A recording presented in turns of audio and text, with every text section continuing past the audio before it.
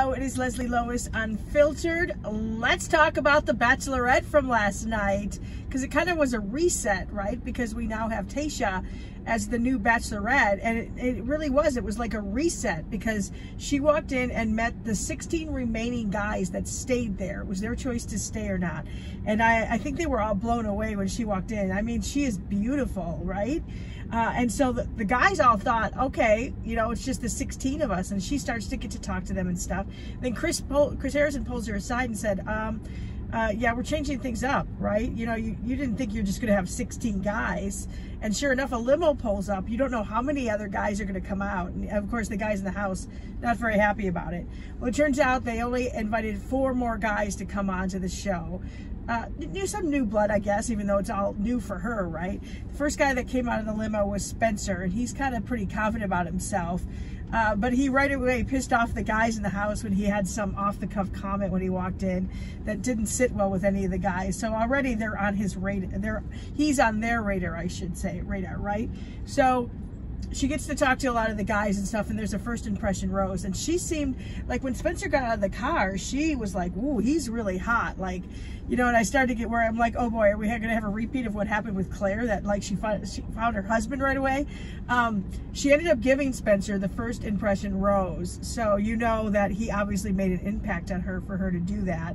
And so none of the guys were very happy about that, of course, except for Spencer, right? But I thought that was pretty cool. So they were supposed to have a rose ceremony, but she ended up canceling it because she did not get to, like, she barely met them that night, you know? So I thought that was pretty cool that she just wants to get to know all the guys, and so they canceled the rose ceremony, and then they'll go to their first group date. In the meantime, Chris Harrison sits down with Claire and Dale to talk about how life is going with them, what's the future, and also to really kind of work them. And I knew this was going to happen. My mother-in-law, I think, was the one that said it, or a friend of mine, were convinced that Dale and Claire had contact before they met on the show. And the way ABC edited it, it almost made it look like, the previews made it look like that they were going to come up with some big confession about it. But Chris point blank asked them, you know, like, tell the truth, blah, blah, blah. They both were 100% said they never met or talked or had any type of contact before the show. Now, she had gone on their profiles and social media pages and like looked at what they were doing and stuff. So she, on her end, she had at least a little bit of sense. And she said, like, just that part, Dale had caught her attention, but they had no contact. So I guess it really was, we'll see, love at first sight. They're really, really happy. And I mean, ultimately, that's what we want, right? So I mean, I'm not a huge fan of hers, but if she's happy, good for her. And Dale's a good-looking guy. So there we go. So let's go to the first group date. Everybody's getting on a date this week, right? So first group date was they were hanging out in the pool. Like, it's really hot in Palm Springs. That's where they are. So they do a pool basketball game. And of course, split it into 2 teams, and the team who scored the most points in, you know, whatever the time limit was, would end up being able to spend the afternoon with her at a barbecue, because they're confined in this resort, okay? So the cool thing was, though, the guys that lost, they were going to come back later for the cocktail party, which I thought was pretty cool, because she wants to be able to meet with everybody, right? So they didn't really show the barbecue at all. They go to the cocktail party where all the guys are there and stuff. And she seems to be, like, you know, connecting with a number of guys. Spencer was on this date as well. And so he's getting more and more cocky.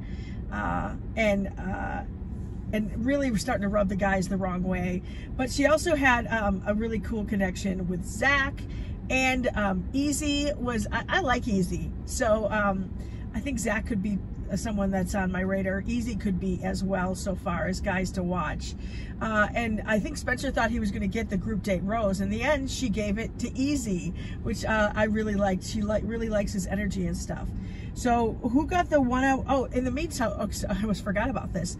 So back at the house and stuff, Jason, who was there for Claire, has been having some doubts, because he really had strong feelings for Claire. He's not sure if he's over those enough to go and try another relationship. Well, he really, like, had some soul searching, and really he feels that he kind of fell in love with Claire, and so he's not ready to move on from that, and it's not fair to Tayshia. So he makes the decision to go home. And so we see that after the group date rose, she's back in her room, and he comes and basically tells her that, right? If you paid attention, did you see the outfit she was wearing? I will tell, because there's a reason why I'm saying that, okay? Remember the outfit she was wearing when Jason came in to say he's leaving, okay? She, you know, she tries to, you know, say, hey, I wish you would be open-minded, but you got to do what you got to do, yada, yada, yada. Thank you, Seinfeld. So now we go to the one-on-one date with Brendan. Is the guy that she picked as the one-on-one guy. She seemed intrigued with him when she first met him. And it's really cute because they can't really go anywhere. So they went horseback riding in and around the resort and stuff. And Chris Harrison kept popping up at different locations, like with margaritas for them, and then ice cream cones, and then like a coconut drink. And Brendan was just trying to find the right time to kiss her, and Chris kept popping up, whatever. So they ended up going swimming and stuff, and then he finally, they kissed and stuff. And she really is smitten with him. She's a little giddy with him. And at dinner, they both confess that both of them had been married before and divorced. They both got married at a young age, and it didn't work out. They both explained, you know, why it didn't. And I think that really connected them on a different level than maybe other people. And like, she is really smitten. Like, she goes, I could see him being my husband. And again, I'm like, wait, so now every time she says something like that, I'm gonna be like, what? Are you gonna pick him and kick everybody else off again? And they ended, you know, she gave him the rose, and there was fireworks. It was really sweet. And that was the end of the show. So we'll probably have our first rose ceremony next week, where it looks like there's some drama going on. So what did you think about the episode? I really like her, so I'm kind of invested. Again, Zach and Easy, and maybe even Brendan are three of my picks to watch. So who are your picks on where you think they'll go, how far they'll go? Let me know. All right. Thanks for watching the recap of The Bachelorette with me. I'll talk to you on the next Leslie Lois Unfiltered. Bye.